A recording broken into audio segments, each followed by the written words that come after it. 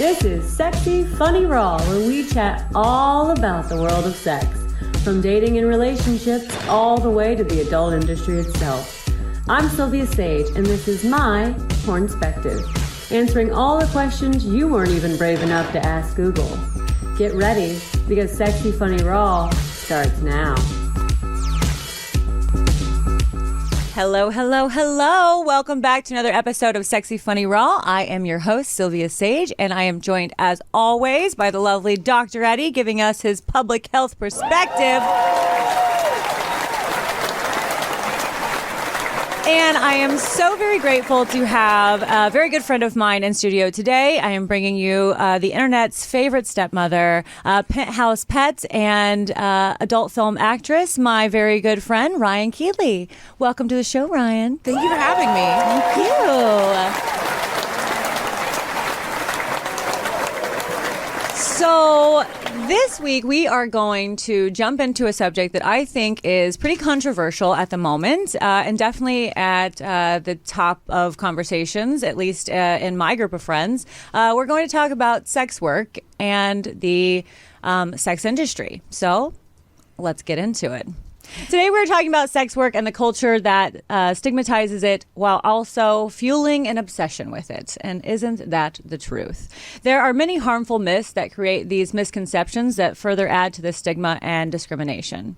Perhaps the most common is that sex work is an act of gender-based violence towards men and women. I think that plays into a huge part of it because most people, when they think about sex work, they're thinking about sex trafficking. They're thinking about people who are forced to be doing something. And when I think about sex work, I think about the complete opposite. In fact, it's hard for me to wrap my brain around the fact that there is still sex trafficking going on, because obviously I would want no part of that. I would want to put an end to that. And anything I can do, I would certainly do my part to make sure that everyone was safe in all sexual settings. But I really want to touch on the differences between and the empowerment that sex work does really give to men and women who are participating freely in it, such as myself and Ryan. But yes. I want to jump in and talk about why that there is this larger misconception about sex work versus sex trafficking, because, and I think a part of that is a lot of public policy issues and a lot of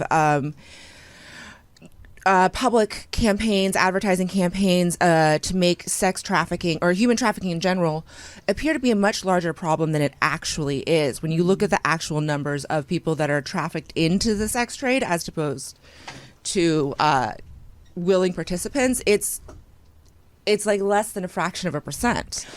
Well, and then we also have to talk about the difference between, survival sex work and how that relates to someone like me. Hugely, yeah. I am a licensed esthetician. I have had real jobs. I just like this more. Exactly. And I think, Dr. Eddie, you and I were talking about it even previous to the show beginning, is that we wanted to address the fact of now a person of myself or Ryan's stature, when we work in our field, we are kind of the top dogs of our field. So we are.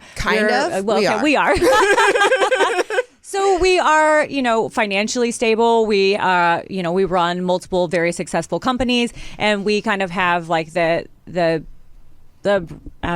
stiff hold on all of this. But I think, especially, I know personally, when I got into the industry 9 years ago, I did not have that. I came in with no prior knowledge to anything that was going to be happening. I got a really skeezy agent, which I didn't know at the time was a skeezy agent. And I was kind of forced into poverty, and I was doing a lot of things that I didn't want to be doing earlier on in my career. I was doing, backdoor porn. I was crawling around on all fours drinking milk out of a saucer, so I was one of those people. I started out as one of those people, and I was not really Max Hardcore? No, Derek. Yeah, let's call them out. Yeah, Derek Hay. Let's name them. So under his guidance, I was honestly virtually pushed into homelessness, and I was forced into doing things that I didn't want to do. But a big part of his was he was forcing women to go into escorting. That was that was his end goal, because he had a bigger cut in escorting than he did if you were working in pornography. And I believe his cut was 50%, whereas for porn work, I think it was 20%. Yeah. Yeah. Yeah. Now, I never escorted for him. So I never went down that road. So he ended up making me buy out of my contract to go somewhere else. That makes me so mad because these contracts, they're illegal and they're non-enforceable. Yes. And one of the first people I knew in porn was Haley Page, who was one of his models who eventually ended up dying under mysterious circumstances.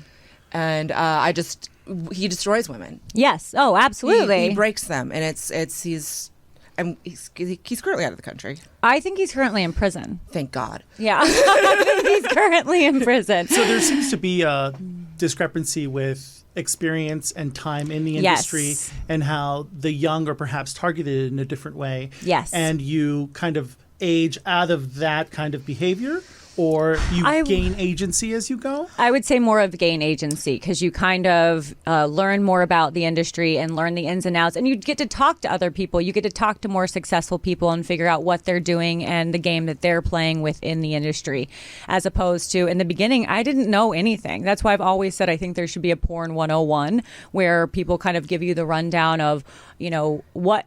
Here's the biggest thing. Historically, they did have it. And it used to be back when AIM was running the industry until they got run out of business by AIDS Healthcare Foundation. Right. Well, a big thing of it for me is being able to say no. I didn't know I could say no in the beginning. And that was never brought to my attention. It was never like, this is your a comforting space for you. This is a place where, you feel safe. That was never how it was introduced to me. It was like, you work for me, you do X, Y, and Z. And so I had that experience, and then I also started talking to other people and gained a little bit more perspective and gained more respect for myself. And a big thing for me was I got to do an HBO movie, and the HBO director, when I got hired to do the movie, his big thing is when they were asking me what my availability was, I said, I'm available whenever you need me. And he goes, that's the wrong answer. He was like, you need to check your schedule because you're really busy because you're in demand. And he was like, and then you'll get back to me with dates that you're available. And I was like, wow, okay. I learned so much from that man, because I was like, yeah, I should be telling people I'm in demand, because when they think that you are just free to do anything, they don't want to book you. And I actually didn't book that job. I got the movie because the girl who did book it got pink eye.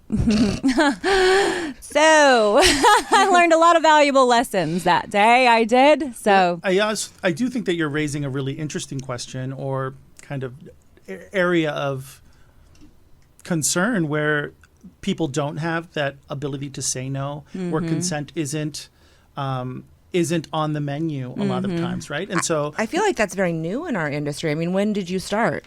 9 years ago. 9 years ago, it definitely was not acceptable. It wasn't.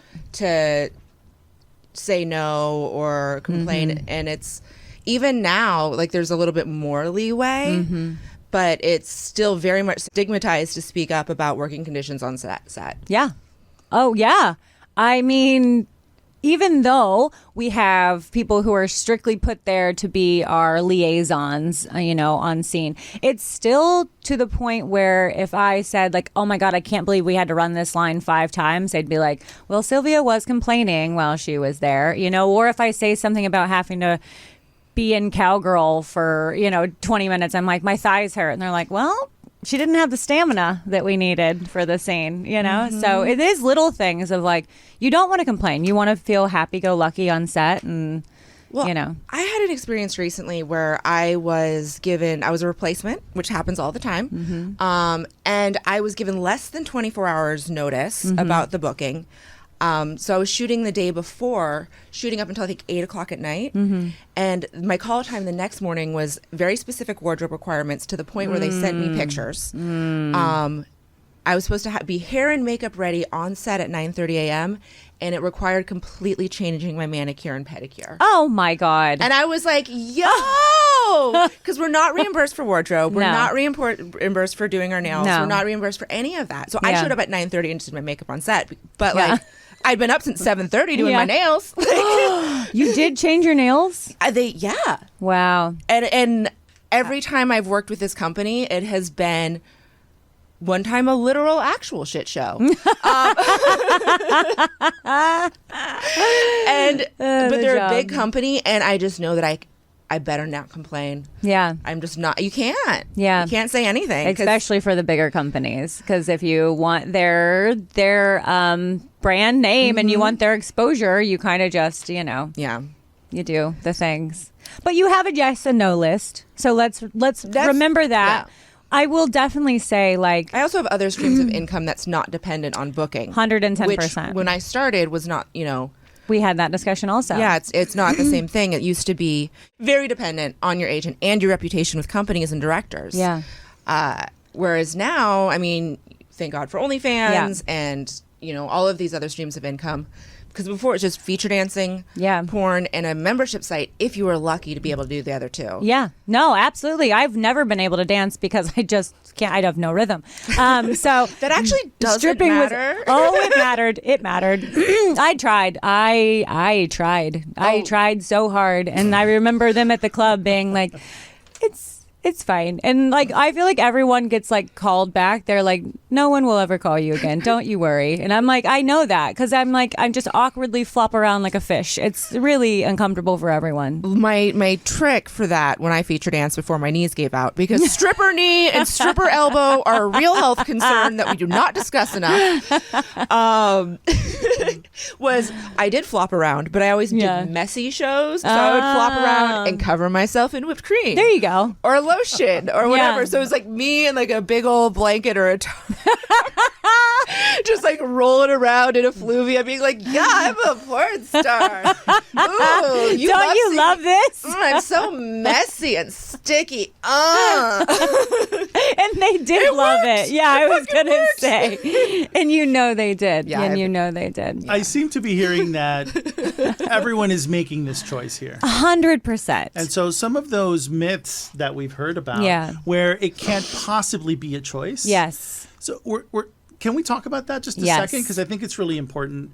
A lot of the adult film stars that I know are very empowered businesswomen. Yes. I see you all in the same, like a similar light. But I do know that that's not the case for everyone. Yeah. And you have a very self-selecting group because you're seeing the ones that have their shit together enough to want to promote their brand, think about having a brand, and then go out of their way, take care of, child care or dog care or whatever, take time out of the day to come and be here. Agreed. Yeah. Yeah. It's super interesting, but it's counter to what we're hearing via political streams, via like the larger conversations, where it's constantly kind of painting a very different picture where you don't have a choice. You're forced to it. Everyone's a traumatized young woman that then went into sex work because she had no options. Yep. And so...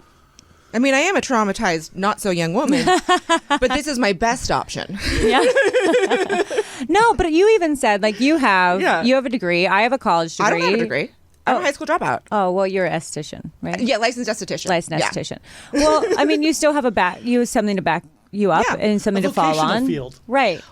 I worked in medicine for nearly a decade. I can work in any hospital I want. I won't ever go work for anyone ever again, but I could, So there's definitely, it's not my only option, or I know you're joking, but and honestly, it is the best option for the simple fact that I run my own company. I make a great living. I make my own schedule. Like, I can do all of the things that I want to do. That's why I do it. I don't do it because I'm like, everyone's going to think really great things about me and they're definitely going to want their sons to marry me. So definitely killing it in that avenue. I mean, I know that there are ups and downs to it, but I have never thought of like being a wife and a mother. That's never been like my goal in life. My personal goal in life was to travel the world in luxury, and by God, did I make that happen? So yeah, the last couple of times I've been, I've tried to hit Sylvia up to hang out. She just sends me a picture of her in like Napa and like a picture of a glass of wine, and I'm like, cool. Look at you, just vacationing my life away. We're doing. I'm usually in traffic when I see those, actually. You're like, I'm gonna light myself on fire. Yeah. But there are all different types of sex work. I mean, I even think now these OnlyFans people, there is a whole new breed of sex workers that has just come to light with OnlyFans. You have all of these girls who never thought about porn, they never thought about stripping, but they can go on OnlyFans and they can secretly do these sex things, or not even sex things. Some people are just showing their feet, which is still a sex avenue for so many people.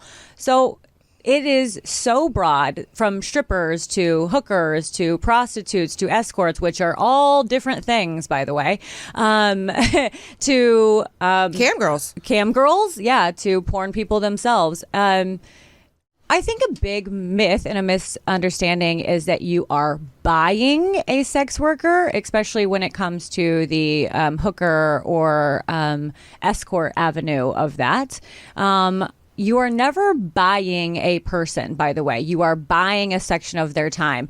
And there is also never You're not buying their time, you're paying for their time. Well, right. And yeah. it's a service too, right? Yes. So we would think of a service if we're going to the salon or a barber or whatever the case may be. Mm-hmm. It's a service that we're getting and it's over. I don't own said person, right? Yeah. Which is where I think it can get a little blurry with like, I can defile this person while I have them there. Well, it's not that. It's still very a respected job, and these people just deserve as much respect with the time that you're giving them as you would give any ordinary person. Now, you might be able to do a little bit more fun things because this person might be open to a little bit more conversation than your normal date would. But I don't even ever think that. Now, maybe I'm bad for saying this. I don't ever even think that sex is a mandatory when you're buying an escort or a hooker. I feel like... Not that I would ever legally ever say that I have experience with that sort of thing, but I feel like a lot of times when you are purchasing a sex work type service, whether it's an escort or a stripper or whatever, most of the time you are just paying for time and companionship. Yeah. And I think that the bigger part of the job is not the sex act. Same thing in porn. The biggest part of the job is not the sex act. That's the shortest part of my day. It is. It is. Yeah. It's funny because when you get to sex, like sex is the last part of a porn scene, and you literally, I always ask the question, like, how much time do you need? So I need to pace myself. How many positions and how much time? Because if I'm going to need to spend 10 minutes in reverse cowgirl, I'm going to need to stretch mentally out. Prepare for this. I got to stretch out. I'm 38. Yeah. I got to do my shoulder exercises. Yeah. Yeah. And that's, warm up. And just so you know, it's 25, 35, or 45 minutes of sex. And that is the shortest part of the day. If we could just have the sex, everybody would go home happy people. But it's 8 hours of lines that you guys don't ever see that we have to go through first. If there's any people out here that are fans of porn that vote in the fan voting categories, I want best non-sex performance. There you go. Because I haven't won a single XBiz or AVN award. Me either. And the one that I want is I want an award for my acting. Yes. Yes. Because I put my heart in, I go full telenovela. Yeah, I do too. I feel the same way. I love the acting portion. So it's not about the 3 minutes it takes to get a guy off. Yeah, definitely not. Definitely not that. Yeah. No. I love it though. I love the acting portion. It's my favorite part. Oh, yeah. Well, because the sex, I'm sorry, but sex can be kind of boring. It's kind of the same thing. Porn sex is not real sex. No. Porn sex is very... it's an athletic performance. Yeah. And like she said, if I have to spend 5 minutes in this position or 10 minutes in this position, that's exactly what it is. You go into it knowing I have to give this 5-minute blowjob, and then he's going to eat me out for 3 minutes, and then for 8 minutes we'll do missionary, and then we'll switch for 10 minutes. 8 minutes of missionary is my favorite. That's the beginning and end of my sex life. That's all I want. Like 8 minutes of missionary, done. Thank you. I would like you to get out. Yeah. Yeah. So I can clean the house. Yes. And no one loves reverse cowgirl except maybe the cameraman. The camera loves reverse cowgirl. The camera loves reverse cowgirl. Yeah. We have an episode about that later. Yeah, we'll talk about that later. Okay. So, we've discussed it. Obviously, sex work is very much a choice. It's a choice that we are making. I think a lot of people make it in a very happy, healthy way. I think there is a lot of, and I've dealt with this. I have, Dr. Eddie, we were talking about this before also. I had a male friend who I was actually dating who worked in the industry, and he had done a scene that I saw and was so repulsed by the images that I saw that I was breaking up with him because I was like, I can't believe you would do this to this woman. This is disgusting. And we got into a huge argument about it. And he came back to me and said, "You're so wrong. This was her idea. She booked us for this job." And I thought, oh my God, this girl wanted this done. And here I am over here, like, I thought she would be traumatized for life. I can't imagine being put into that position. But this is what she wanted. So let's just remember that there's different things for everybody. Just because you're not into this doesn't mean that this person isn't into this. Like, I'm into it. I'm into getting paid to have sex with people. It seems crazy, but I love it. So. That is my number one kink is sex for money. That is my kink, followed by efficacy. Yeah. I wonder why I ever had sex for free. And I actually think efficacy is why I have sex for money, because I get laid and I get paid. It's a double Two things win. at the same time. Two things I love. And sex three, and cash. I get the attention because I'm a middle child. Oh, yeah. There you go. I would say that it paints a slightly strange picture, only because not every orgasm is those off-the-wall vaginal orgasms that are portrayed, right? So it could As potentially... someone who's, yes, but I am that exception. You always real orgasm? Oh, I come so easily that my biggest problem in scenes is the reason I have to pace myself is because I'll go through positions too quickly, because I'll come and I'm like, next. And then they'll be like, okay, so you did 15 positions in 15 minutes. Oh my God. We need another 20 minutes. And I'm like, I'm exhausted. I could never. But I was always very in touch with my sexuality, and I kind of went on a personal journey where I made myself more sensitive and more orgasmic by lots of masturbating. That is a whole new different episode. ways. We're going to bring Ryan back for, because I need to learn that, because I'm over here like, I think I have desensitized a lot. You've made me come from sucking on my toes. I'm fairly certain. Good. Yeah. Good. I'm glad I did that for you. We actually did have a very hot scene recently, and we were both like, feet, yeah. We're jumping ahead. We're jumping ahead about the differences between sex trafficking and sex work. But I think we need to talk more about how, like, the reason that people have an idea that people that end up in the adult industry are trafficked, and that is unlikely for a variety of reasons, one of which is that in order to perform in an adult film, you have to provide so much documentation of your age. Yeah, and of your sobriety. That's the thing, is all of the sex that you're seeing on camera, we are stone cold sober. Unfortunately. The middle of the afternoon. It's 2 p.m. Yeah. It's 2 p.m. Yeah. Yeah. I had someone ask me recently, like, well, how do you do what you do? Do you get like super wasted? And I was like, no. You can't be. You can't consent after a certain number of drinks with someone you meet at a bar. I can't consent to sign a model release for something that's going to go out for perpetuity in all forms, known and unknown, across the internet, across the all distribution platforms. Yeah, so true. Mm-hmm. It wasn't like that when we first got in. I do remember doing my very first anal scene and them giving me whiskey. But what? Yeah. I feel like I was robbed. Did it help? It did. Okay. It did. But also watching the video back now, I was like, oh, I was sloppy. I was all over the place. See, but I would have rather, because I've only done a couple of anal scenes and I kind of don't really do them anymore, because instead of being sloppy, I'm just like... The whole time it's like it's a full body wince. instead of the sexy curve in your back, you've got this one, the pain. Yeah. I'm doing this. I'm too stubborn to back out now. Yeah. This is painful look going on. Yeah. We've all been there. I mean, half of my orgasm faces look pretty painful, so I don't think anyone can tell the difference. Same. I feel like mine do too, which is why most of my orgasms on movies are fake, because I want to look pretty. Let's be honest. See, I have embraced the demon eye roll. I'm like, if I don't look like I'm being possessed, people don't know that it's you. People are like, that's fake bullshit. If I'm just like, oh yes, I'm coming. Oh my gosh, I'm coming.